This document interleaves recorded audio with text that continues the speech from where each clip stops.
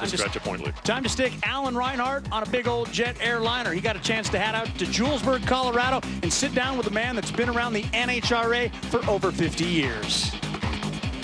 No discussion of Julesburg Dragstrip could be complete without hearing from this man, living legend Darell Zimmerman, who was literally here from the start. How did you get involved with Julesburg back in 1958?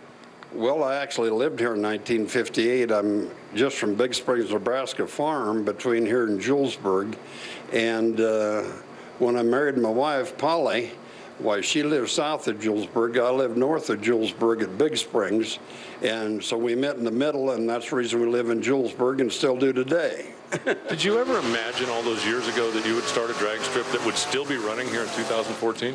Absolutely not. We started racing in at the fairgrounds. They let us, to start with, at the county fair.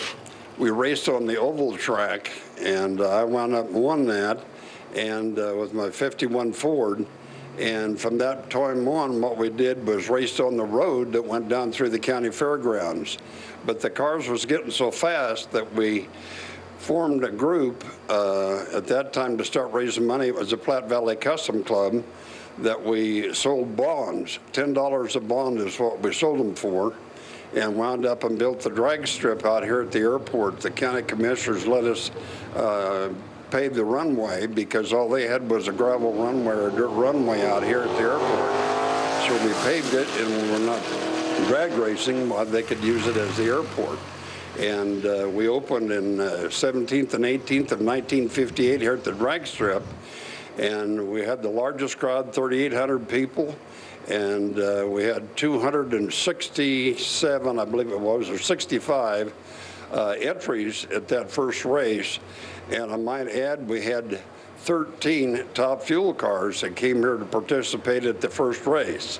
That was August of 1958. You've been one of the founding fathers, literally, of NHRA. Worked for them full-time from 61 on, but even advisor capacity before that. Did you ever imagine back then that NHRA would grow to what it is now? Absolutely not. I don't think anybody did, including Wally. You know, it grew so fast and improved so much through the years. We, you know, definitely everybody worked hard at it. And, you know, it just keeps growing and growing and getting bigger and bigger. And I don't think any of us really dreamed that it'd ever get the size that it really is.